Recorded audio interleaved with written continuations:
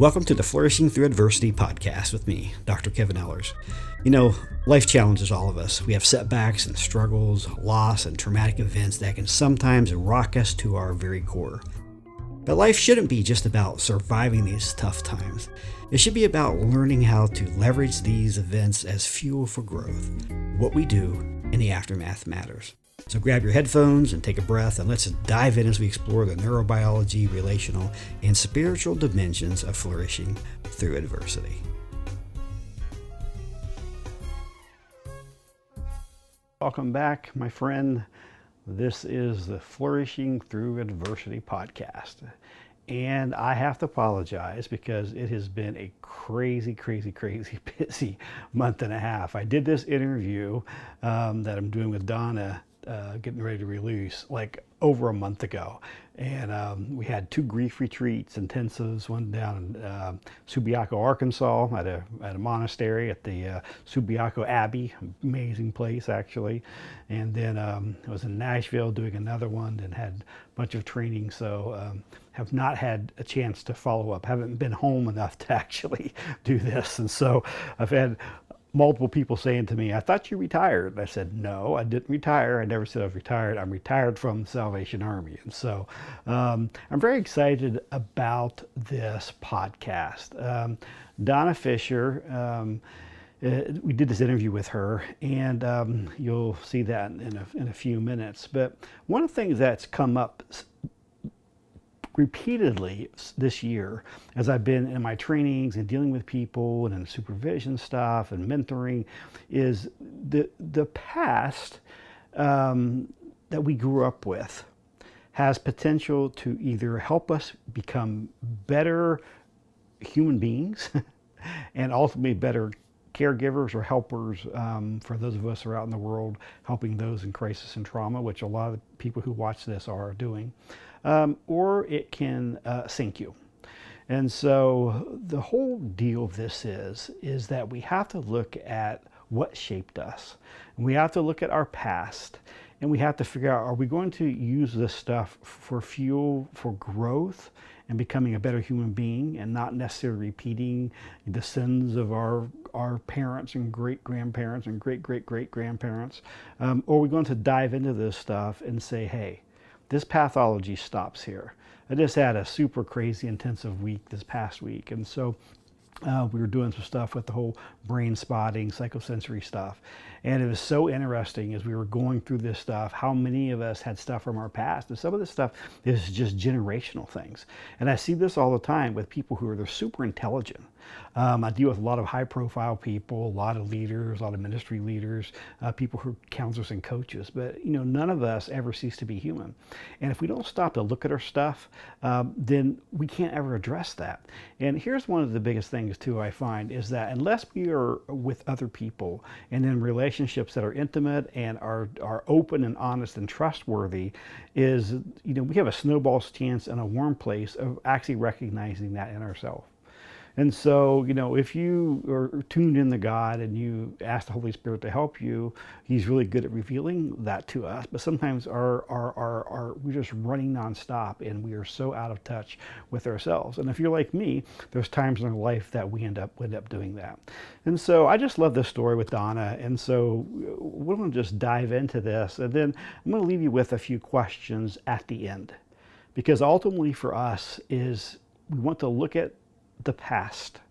And we want to say, how can we use this to fuel us for good and for growth so we can become more caring and kind and compassionate? The whole fruits of the Spirit, you hear me say over and over again, of love, joy, peace, patience, kindness, goodness, faithfulness, and self-control. How do we do that? How do we invite those in? So there's a due process of this, and I do not think, and I'll argue with some people, they say we have everything we need within us. No, we don't. We do not. We need other people, and we need God. And so if you look at the AA, you know, movement of helping people who are alcoholics and stuff, we need a power greater than ourselves. However, that does not give us the right to just sit back passively and say, God changed me. No, there's a due process where He may lead us into things in our life where we have to go through stuff. And I really don't think that it's all about this life. I think we are here on this earth for a specific time and a specific place and a specific reason. And so we've got some work to do, whatever that's for. And so it's a time for us to grow and to allow God to do a work within us. And so let's listen to my interview with Donna. And we have a very special guest with us today, Dona Fisher. And Jennifer, my wife, and Donna go back quite a ways. And so I know Herb's been a wonderful addition to the American Association of Christian Counselors and helping them on the board and stuff. And so Donna wrote a book. Jennifer is the kind of the over the publishing company that she helped start with AACC. And so she had this vision of creating like great books for people that would help out in the field. And so Donna wrote one of the first ones, kind of a more inspirational type of book. The other ones are like I wrote the one on grief, and then we have one on loneliness and depression and anxiety and all that stuff. So she wrote this great book here. But I invited her to come aboard. One of the things that comes up a lot, Donna, as I'm teaching my classes and stuff, is about family of origin stuff. And a few years ago, I switched from being more of a marriage and family therapist to being a coach and work with a lot of executives and people who a lot of times get stuck. And a lot of times it's things from their past. It could be things with their family of origin or their family or people, parents or whatever.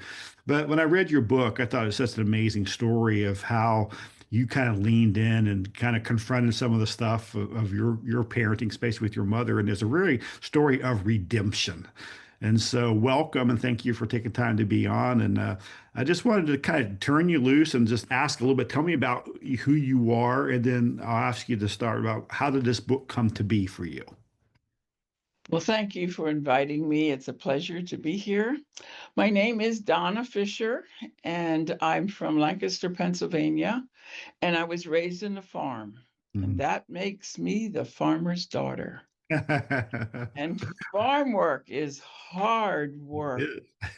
Oh my, I just can't imagine how I got through the days because every day I woke up, I was in pain from the time I can remember.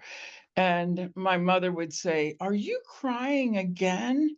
I'll Mm. give you something to cry about." And then I would get whooped Mm. and Wow. whooped and whooped. And it was a very hard childhood. Finally, at age 15, she took me to the doctor and he said, "Mrs. Martin, your child has a curvature of the spine that's very torturous. She should never be doing farm work." Wow. So that didn't really help much because there was work to be done on the farm. So the one thing I loved about childhood was I loved Cinderella's story because she hurt. She was in pain because of being abused. And I really felt like I could identify with her. So I said, "God, if you're up there, would you send me Prince Charming to my farm and take me into a land of happiness?" That did happen, by the way. The love story's in my book. It's a beautiful story. Only God could have put that together. But however, I did marry Prince Charming, and my mother and I were just not close. I actually, and I'm ashamed to even say this now, but I hated her. Every time I got near her, I wasn't sure what would hit me, if it was a foot or an arm or whatever. And so it was hard. It was very hard. But after I got married, I thought, okay, I found the love of my life. Now I'll be a happy girl. And I wasn't happy. I was the saddest thing that you could imagine. Miserable was the word. If you look at that lamb on the front of my page of my on the cover of the book, it's a shabby, forlorn, bruised, hurting, lonely sheep. That was me. That's because I didn't find the shepherd yet. And the shepherd was the healing one for me. There was a counselor in our area who had classes in her home, and then she would invite like 6 girls, and we were all abused. Mm. And she took us and told us about God's love. I never ever thought a God could love me because I was always told I wouldn't amount to anything. I was sort of like stupid like the sheep. And so I just never really thought real good of myself until she told me about the width and the depth and the height of God's love.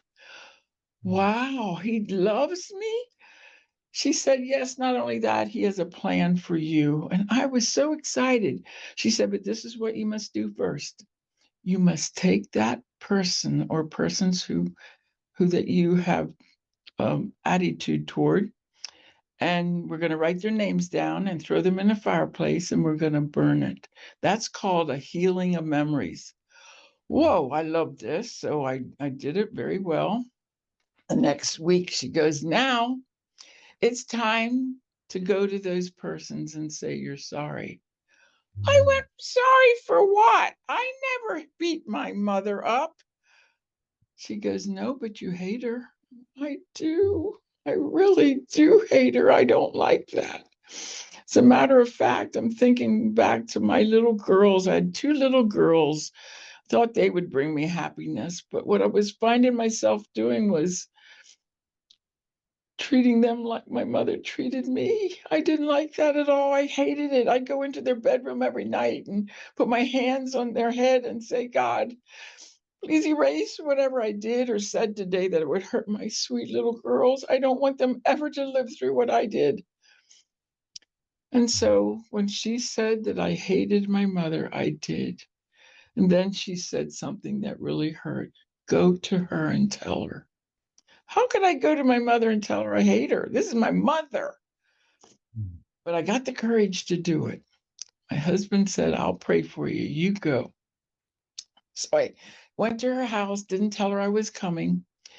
And when she said, well, what brings you here today? I went, I've come to tell you, I've grown to hate you. And she said, well, come in, let's talk about this. So she said, I really do love you, but I don't know how. I said, what does that mean? She goes, I never had a hug in my life from my mother and dad. And so they go like 6 months without talking to each other, and I was the go between. So let me tell you, I don't know love. I said, well, neither do I. I said, Mother, would you stand? I want a hug from you. I was 30 years old. I had my first hug. Now, I want you to know that was very hard to feel the same arms around me, our cheeks hugging each other with tears running down them from both of us. And we're wanting to be forgiven for each other. That was a process. I could feel something happening within me. It was the great shepherd was pulling us together in love and forgiveness. That has been the change of my life. So I said, Mother, now we need to do something to working together. And I'm not sure what on earth that would be. The more I thought about it, and I thought, well, I really liked that Bible study part that counselor taught me. Wonder if maybe we should start a little Bible study. So I did. I put a little ad in the paper, and the first morning I had 15 women come, and I didn't know if there was pain in their lives. All I wanted to know was God's word. And I found a teacher from a local Bible college who came out and taught us. First morning I had 15 women. It grew to 150. And Wow, now it's 50 years old and it's still going strong. And thousands of women have come to know the shepherd. that's incredible. That's my story. Yeah, that's a beautiful story of redemption. So Redemption. it's so many. We were doing a training the other day for trauma and grief, and one of the things they had asked somebody to talk about, and they were talking about a painful experience with their mother, and it was so interesting. It sparked that, and almost everybody in the whole class, there were 40 of us, got to talk about there, and so many people had stuff from their wounds of their childhood that they felt were Mm, impacting today. What's interesting, everybody in that whole room had turned out to be counselors and therapists and coaches. They were getting more really. training. But it's interesting. I've often find, and that's the whole where this whole flourishing through adversity came from. Probably most of the people on here on this call are doing something now because because of the different call. But God really has a way of using that to transform us and grow us. And so it sounded like for you that out of that, the beauty of that is God reconciled you to, and you were able to forgive her. But then not only were you just able to forgive, but you were able to actually, sounds like, have a good relationship and then grow. Yeah. Talk a little bit more about what did that look like going forward? Was she able to heal from her stuff as well? Well, we both had this horrible feeling inside of us. I called it poison. I feel Mm, like it was just growing in us. And it made us think of how many people we knew who yeah, were odd personalities, hard to love, hard to figure out. yeah, Those were ones with hurting from yeah, their past. And right. so it's called generational sin. Mhm, That's what I called it. It mhm. was passed down from generations. And I didn't know that. I couldn't recognize what that was. I just knew I felt ugly Yeah, because yeah. it was passed down to me. And I was determined to Mhm, stop it. I yeah, wanted to change the atmosphere in our family. mhm, And mother was so willing. That was the other thing. Mother needed an answer as well. She hated herself as much as I did. And mhm, that was where we had come to the crossroad of mhm. needing the great shepherd in our lives of healing. And that's what the beauty of that is. Christ said he came that we can have life and have life more abundantly. Yes, And that's the beauty of it is the old saying, if we don't recognize our past, we're just doomed to repeat it, but we don't have to. Once you that's right. recognize that's there and invite Christ to come in there as a great transformer, then we can have that. And then actually, there's an old saying that says, hurt people hurt people. Well, Yeah, that can be the case, but hurt people who are healed can heal people. They can take us to the right. great healer. And I think, some of the greatest people that I work with literally around the world have had really crappy childhoods, Mm. but it can really shape us into beautiful people. So, This is a verse I love. Be kind to one another, mhm, tender-hearted, forgiving one another, even as God in Christ forgave you. Ephesians 4:32. That's been mhm. a powerful verse for me to share with others. Yeah, And yeah. on my mother's deathbed, she goes, "Now I sure hope you continue to tell our story because there's a lot of people like us that Yeah. need to be forgiven." And I just love that. And I never ever thought I'd write a book, but someone like your wife and the Clintons, they sort of encouraged me to Yeah. put it down on paper. Yeah, that's great. Well, I I'm glad did. to telling your story too, because there's a lot of healing that comes within that. But Yes, I think, it's one thing is about giving people hope. I think sometimes people think, well, I had this horrible childhood, so I'm scarred and I can never ever grow beyond this piece. But that's just not true. not And I think you're just an example of that not that beauty that God can do within us. Yeah. there's freedom and peace Yeah. that Yeah. passes all understanding. Yeah, it's Yeah. beautiful.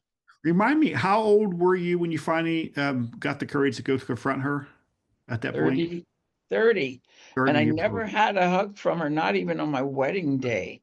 It was Yeah. just sort of Wow. sad. She was sad, Yeah. and I was sad. But Yeah. but I found a man who loved me in my sadness. Yeah. So Yeah. all Yeah. beyond that, which was wonderful. He was from a wonderful, loving family, and that was helpful to me too. Herb was a wonderful guy. He is a wonderful guy. So, with that, what do you think are some of the barriers for you specifically? Because I know a lot of people that, especially as a marriage and family therapist, I talk with them and they're like they can't bring themselves to talk to their parents. What do you think are some of the barriers that keep us from confronting our past and the people in our lives who had hurt us? What was it for you, and what do you think for other people? I would say this is a sad thing to have to say, one of the weaknesses is if someone goes to a pastor and Mhm. shares their heart with them, and they don't have that understanding of that generational sin type of thing, um, it just sort of stops there, and then that turns them against religion. They don't seek further to love the Lord. So I say our churches should be more inclined to be counselors. Yeah. I love that the AACC is doing that in the churches. It's Mhm. very, very helpful. Yeah, yeah. Oh, Yeah, their mental health in the church initiative has been great, and just training lay right. people. I think that's a big mistake, that misunderstanding. I think everybody sits around waiting for the pastor to do all the visits and the Yes, calls, and that was not Jesus' model. We supposed to care for each other. And so exactly. so Right. lay people are really important with that. Yeah, I think a lot of times what I have found is people are afraid to confront their past. So I'm really, just so thrilled at what happened with the outcome with your parents. But sometimes there are people who've tried to talk to their parents and they don't have that success. Have you had that with some? Yeah. Yeah. What would you like to say to those people? Hmm. Um, Someone where I just gave my testimony recently came to me and said, "Please help me. How do I stop it? I know it's happening from Mhm. generations." And I said, "Well, you need to recognize who the enemy is. When that negative comes along, you need to trample on it and say, 'I've taken care of that. I'm healed. I don't need to deal with you anymore.'" And I think it's a knowledge of what generational sin is. It Yeah. creeps in when you're not looking, and it's very easy to get caught up in it again It and keep is. the attitude going. But Yeah, yeah. That's one of the things that I tell people, you may not ever get to the point that they have reconciliation like you were blessed to have with your mother. right. I tell them you won't know unless you try.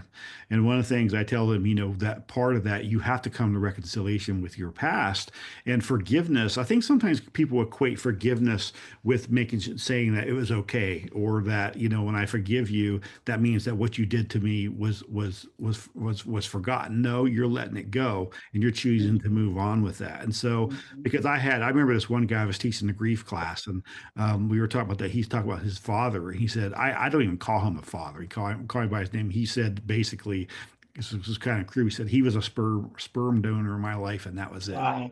And he said, when Wow. my dad died, he said it was the happiest day of my life because he was mean, he was cruel, he abused me and everybody else. He said the world really is a worse place for having him there.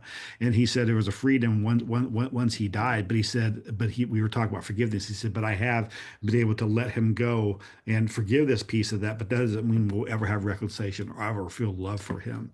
And so you do have some circumstances like that, and it's kind of hard. But I tell people you can have freedom from that, and you can let that go, and God can help you to heal, even if you don't get that relationship you wish you had with your parents. So I think it's important to talk about that a little bit too.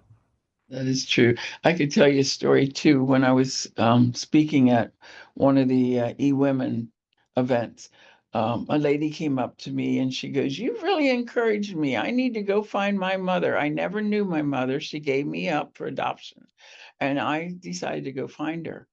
But Mm, the sad story turned out she turned up at another e-women at another state to tell me, "I found my mother, mm. but the woman who raised me murdered her. Oh my She, goodness. she was jealous that she found her mother." Oh, I'm telling you, I did not know what to do. I thought, I hugged her, we cried, and she said, "No, don't feel sorry for me, because that woman now is in jail and my mother's in heaven, and I'm free. I can be my own mother and do things right." So it was beautiful but sad. Yeah, Yeah, you're right. There's people who have horrible things to deal with who can't get the forgiveness that I had. But yeah, there is hope. There you can if you really work at it yeah, yourself. yeah. It's all about what you do with your own heart. Yeah, you're exactly right, and that's Reinhold Niebuhr talks about the whole Serenity Prayer. Everybody on this call is probably familiar with, but he talks about is that God give me the wisdom to know what I can change, what I can't change, and then the Yeah, wisdom know the difference between those two. And so what I tell people all the time is you can't change another person. All you can change is you. But if right. you change you in the way you interface with that person, they have to change to a degree. And so one way or the other, but you can change that dance that you're dancing with that person. So yeah, Right. but God, I just want people to have that element of hope that you can still find healing. Even though you may not find reconciliation with that person, you can achieve forgiveness with that. But it's hard. It's a journey. So Right. But you can have freedom in your own soul, yeah, like you said, and that is a life that's beautiful. right? Hmm.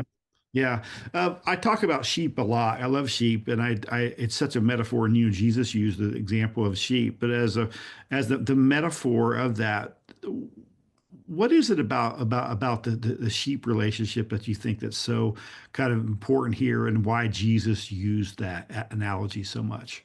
He says they are like sheep without a shepherd. Well, sheep are peaceful. They don't cause any trouble. They're Mhm. so stupid they'll go to the edge of a cliff and fall over. They don't know Follow that each they're other off, won't they? Yeah. right. So there's just something about them that are peaceful and docile.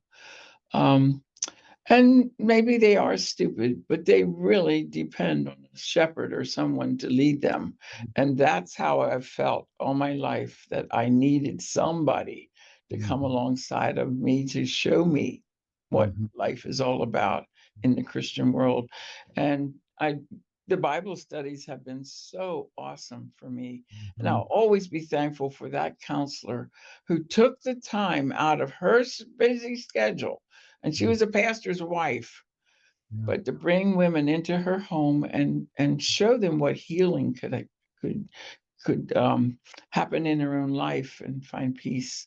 And Yeah. some of the marriages that I sat with in that class that were broken apart were back together, because a lot of times it's our attitude. I think I must have been maybe ugly in front of my mother. I don't know. When you're beat up a lot, you just sort of, how do you react? I couldn't go Mhm. and hug her. I never knew what a hug was. Yeah. Yeah. So it was a hateful atmosphere. So I'm sure I was hateful Mhm. to Mhm. her. I mean, she definitely admitted she was to me because she didn't know how to love. So I think it comes down to one-on-one, a relationship with Jesus Christ. Yeah, it really does. I think there's a reality, none of us grew up in perfect homes, and none of us are perfect parents. And that whole element of becoming, though, and growing. But I think when Mhm. people are able to give voice to it and say it, just the fact, Don, that you're being able to be vulnerable and share your story with other people, it lets them feel free to just tell their story. And there's a certain Mhm. amount of power that comes in giving voice to what happened to you. And that's very Yes. healing in of itself to say, yeah, Yeah. that's the reality of what I grew up with. Mhm. So, but Yeah. My mother had two personalities. So that was hard for me too, because now I'm out and about with my book, and they went, "But we didn't know your mother like that. I thought she was really kind and sweet." I'm going, "Well, I'm glad she was nice to you." you, right.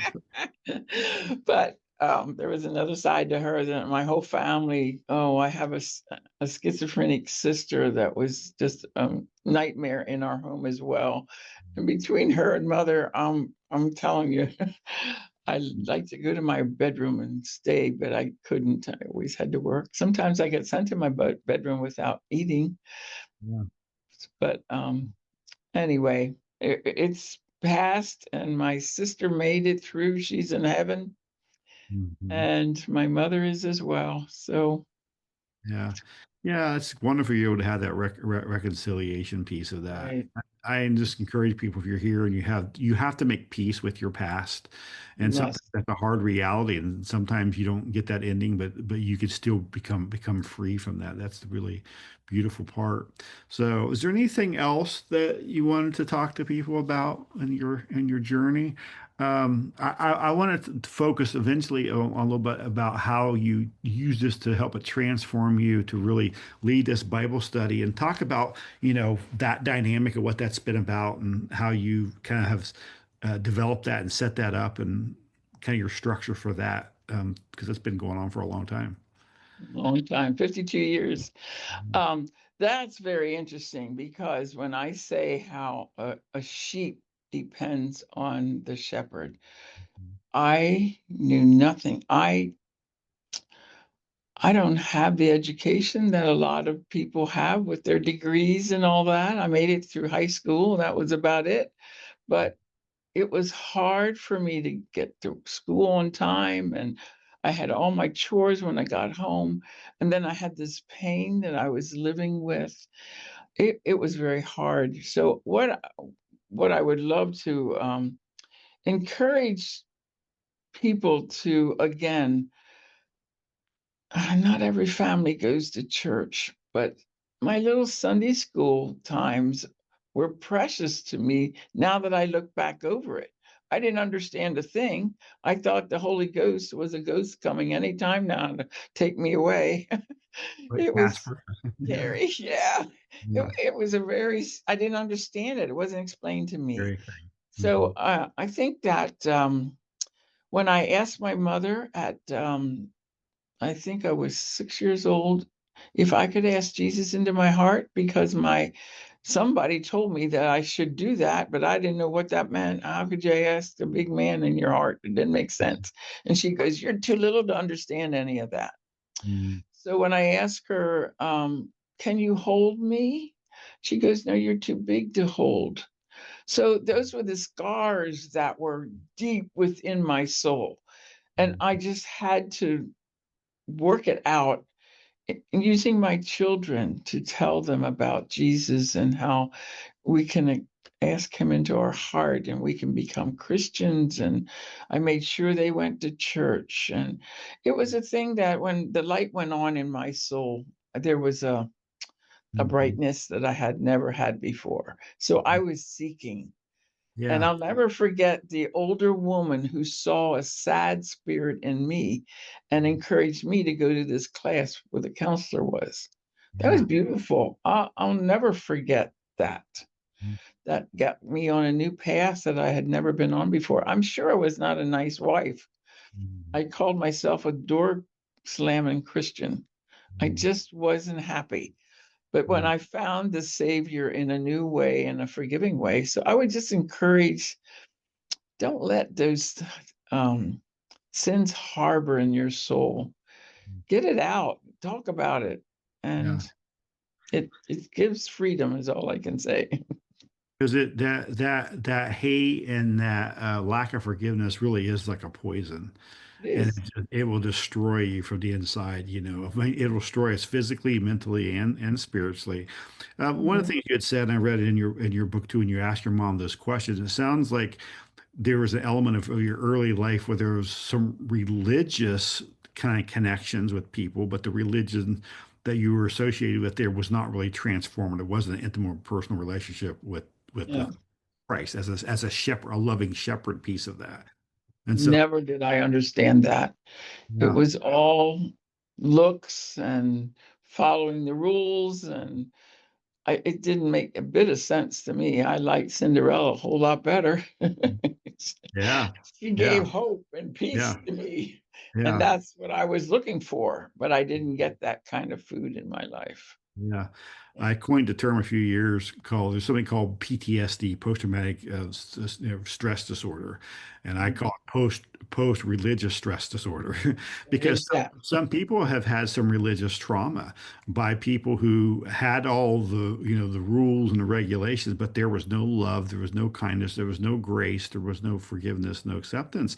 And so a lot of the times I actually end up working with a lot of people who have some really bad negative religious experiences. And so you'll hear them Mhm. say something is, I'm not religious, I'm spiritual. And they're craving something, but they're what they've seen have not been real and genuine and life transforming, and life giving. And so they reject it. And so it's one of the things I really have to help people kind of distinguish apart between, yeah, this is an imperfect person and this is an imperfect set of rules, relationships, and it may not be all that healthy for congregation, but that doesn't always equate to God, and what Christ. Let's take those apart of imperfect people and a perfect God. But that's hard, isn't it?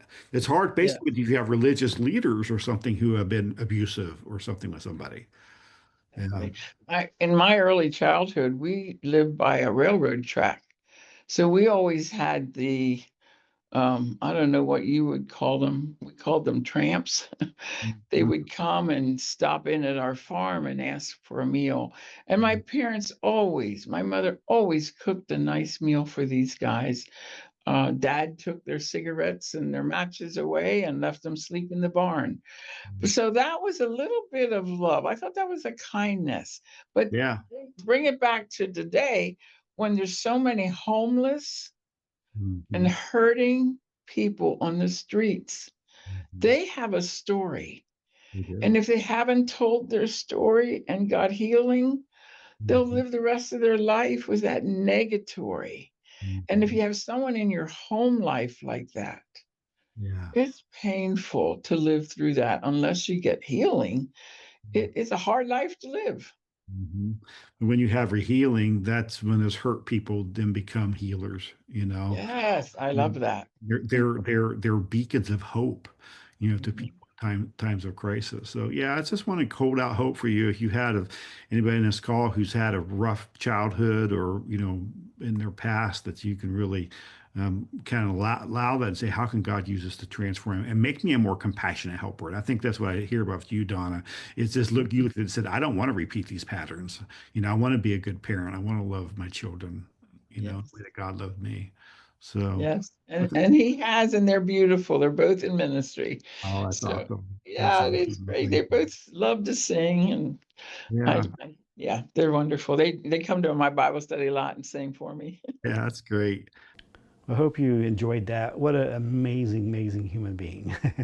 It's just so cool to see her grow and blossom. I remember when Jennifer did this interview with her, and she was looking at doing this book, and there wasn't a lot of like confidence there to be able to do this and to be able to speak and get on stage. I just watched her get up front of there. She's just such a natural, but she has a genuine story. And so I want to leave you with a couple questions I want you to think about.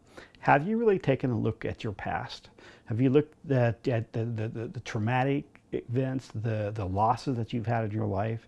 And have you really mined those to figure out, are there still triggers and unhealed areas of your life? Dr. Oliver and Henry Nouwen and some of these others always talk about being a wounded healer. And have we looked at this stuff from our past? And, a wounded healer has scars. I've got scars on my leg from my car accident, but they're not bleeding anymore. If we go out in the scene to help somebody and we're still bleeding because we've never ever taken care of our own wounds, then we're probably not going to be that helpful to others. The one thing that I do know as a healer, as a helper of people who are healing, is that we have to first be healed ourselves. And there's that process, though it's not a one and done. There's a process of always becoming. That element we talk about, sanctification, being set aside, set apart. But have you looked at those past? And so not only for the negative things or things you may be triggered by, but the second question is, have you really mined those things to figure out, has it helped you to grow? Has it helped you to develop some characteristics that make you more compassionate and kind and helping some other people? And the third question I would leave you, what work do you still need to do? Because I think a lot of times I find some people who feel like I've arrived, I've gotten there. None of us have gotten there. There's always more that we can grow and do. We always have more work that we need to do. So I want you to think about those three questions.